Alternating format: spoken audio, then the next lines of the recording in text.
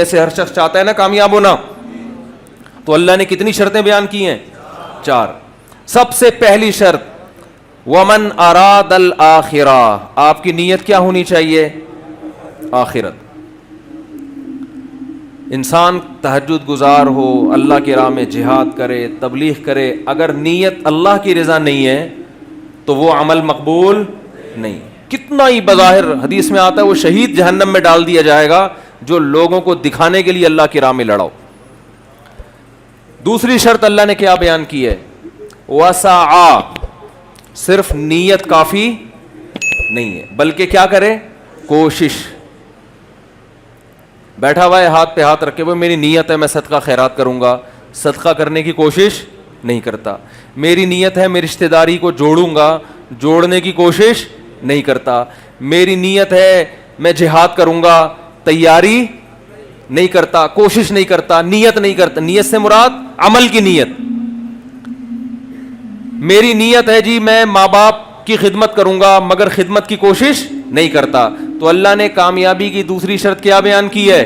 وسعا، کوشش بھی بولے نا بھائی کرنی ہے. تیسری شرط وسعا لہا سعیہا، کوشش آخرت والی، اخپل طریقے سے کوشش. بولو بھائی اخپل تو سمجھتے ہیں نا، اخپل کوشش نہیں چلے گی.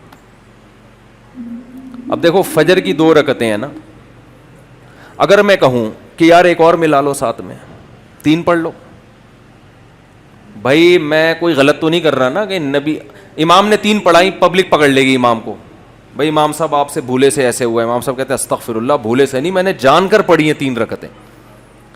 کیوں بھائی امام صاحب جان کر کیوں پڑھی؟ بھائی میں نے اس لیے پڑھی ہے کہ 2 سجدے پہلی رکعت میں، 2 دوسرے میں، 2 اگر گریبی میں لگا دو تو کیا جا رہا ہے بھائی؟ 4 تو اللہ کی طرف سے فرض ہیں، 2 ہماری طرف سے کیا ہو گئے؟ گریبی ہو گئے.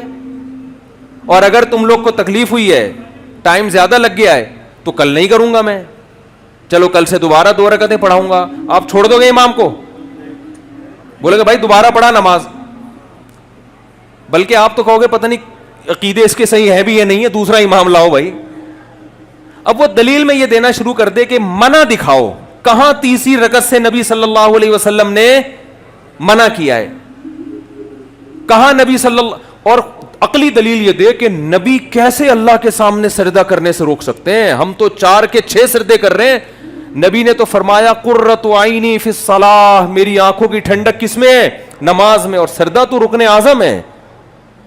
تو بھائی نبی نے منع کہاں کیا ہے؟ منع کی حدیث دکھاؤ. جتنے مرضی دلائل کے زمین آسمان کے قلابے ملا دے، میرا خیال ہے کوئی گوار سے گوار دیہاتی 5ویں کلاس کا بچہ بھی اس کے دلائل سے متاثر نہیں ہوگا. بھائی نبی نے جب 2 پڑھے تو نبی سے آگے نکلنے کی کوشش کر رہا ہے. 2 رکعتیں پڑھی ہیں، عبادت توقیفی ہوتی ہے، اس میں اخپل طریقہ نہیں چلتا. یہاں تو میرے بھائی ہماری سمجھ میں یہ بات آتی ہے کہ بہت معذرت کے ساتھ جب ہماری خاندانی رسومات اور ہماری بدعتیں ہمارے سامنے آ کے کھڑی ہوتی ہیں اور شریعت دوسری طرف، تو پھر ہمیں یہ حدیثیں اور یہ باتیں سمجھ میں نہیں آتی. وہاں ہم کہتے ہیں حرج کیا ہے.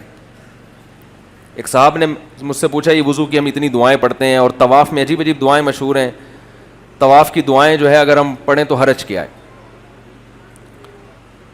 میں نے کہا حرج یہ ہے کہ جو چیز ثابت ہے وہ چھوٹ جائے گی آپ سے. جب بھی کوئی انسان ایک بدعت پر عمل کرتا ہے نا تو اللہ اس سے سنت چھین لیتے.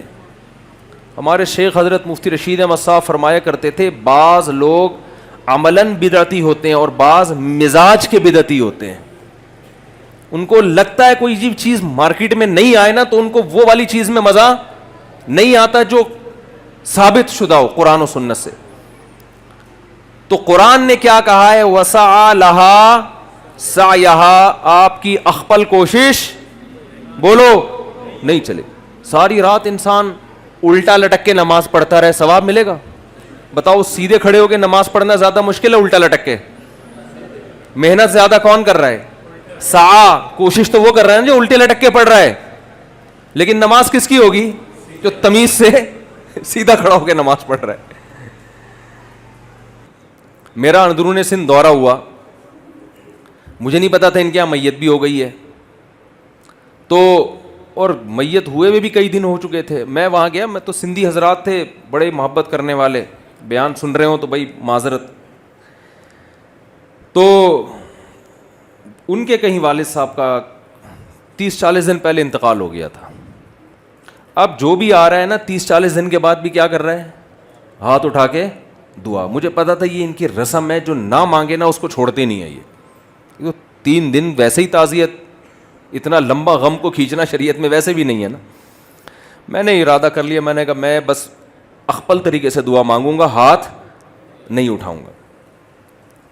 मैंने उनसे कहा, उन्होंने मुझे कहा वो हमारे अब्बा का भी इंतकाल हो गया था, ज़रा दुआ कर दें। मैंने कहा दिल से दुआ है, अल्लाह उनकी मग़फ़िरत फरमाए, उनके दर्जात को बुलंद फरमाए, उनको तरक्कियाँ। इतनी मैंने अपने अब्बा के लिए शायद दुआ नहीं मांगी होगी जितने हाथ उठाए बगैर उनके अब्बा के लिए दुआ मांगी। उन्होंने कहा हाथ उठा के हो जाए। मैंने कहा बस ये हो गई है, बस इतना काफ़ी है। नहीं जी हाथ उठा के हो जाए। मैंने कहा हो गई ना दुआ, दिल से दुआ मांगी। तो कह रहे हैं आप हाथ क्यों नहीं उठा रहे? मैंने कहा देखो सब उठाते हैं, ये ज़रूरी समझ लिया है, कोई चीज़ अपने ऊपर मुसल्लत ना करो, हंसी खुशी ज़िंदगी गुजारो, जो ज़िंदा है उनकी भी फिक्र करो ना, कुछ उनको टेंशन ना दो। नहीं भाई, फिर थोड़ी देर में एक बंदा आया, हाथ उठाएं, हम भी ढीठ बन के बैठ गए थे। फिर क्या हुआ जी, खाना था, खाने के बाद उनके दफ्तर में गए, कोई उनका इफ्तिताह था, फिर उन्होंने कहा हाथ उठाएं।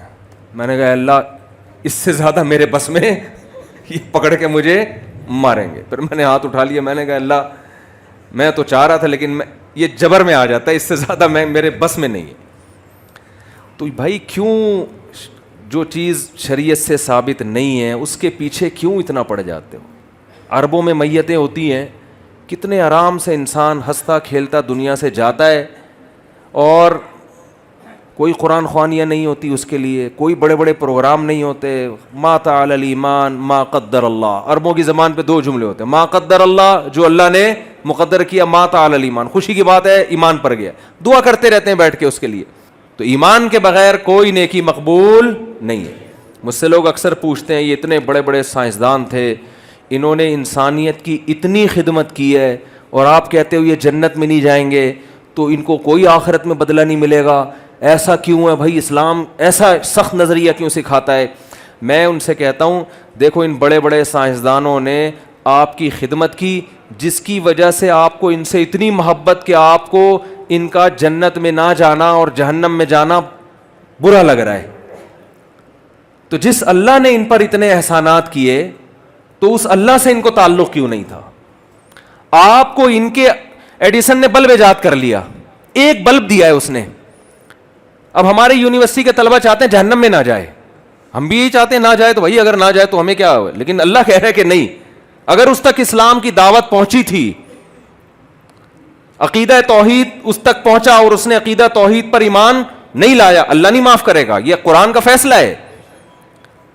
अब हमारे जो यूनिवर्सिटी के लोग हैं ना, उनको बड़े इश्कालात होते हैं, और इतनी इंसानियत की खिदमत की, बल्ब बना के चला गया। वो बल्ब क्या क्या कर रहा है आप देखो, वो बल्ब जनाब रोशनी का काम भी कर रहा है, बेकरी के केकों को भी क्या कर रहा है, ताज़ा रख रहा है ना। पता नहीं लगते हैं, पहले तो वो केक को गर्म करने के लिए बल्ब लगाया करते थे।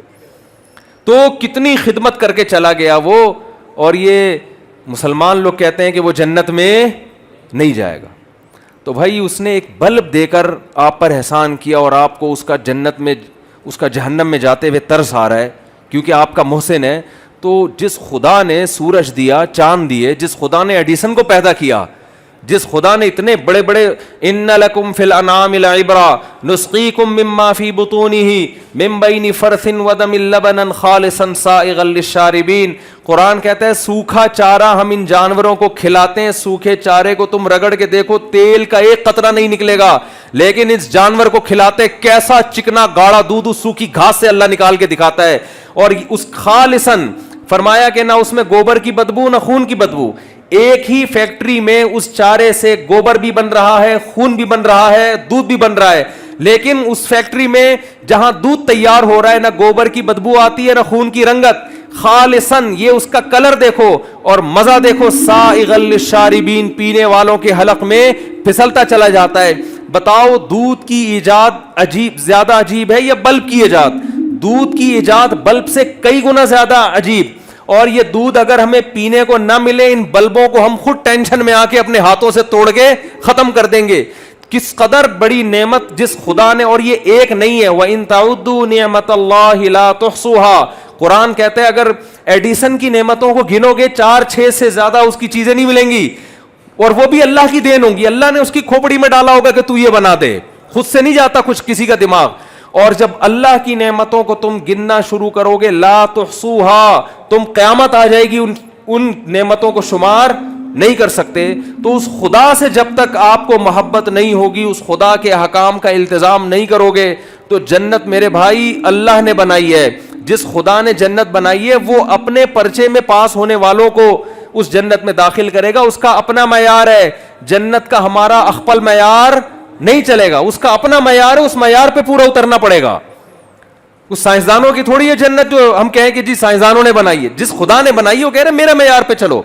एक छोटी सी बात करके अपने बयान को खत्म करता हूं। देखो, आप घर से बाहर बहुत अच्छे हैं दोस्तों में, बाप आपको अच्छा जब कहेगा जब आप बाप के साथ अच्छे हो, दोस्त आपको अच्छा जब कहेगा जब आप दोस्त के साथ अच्छे हो।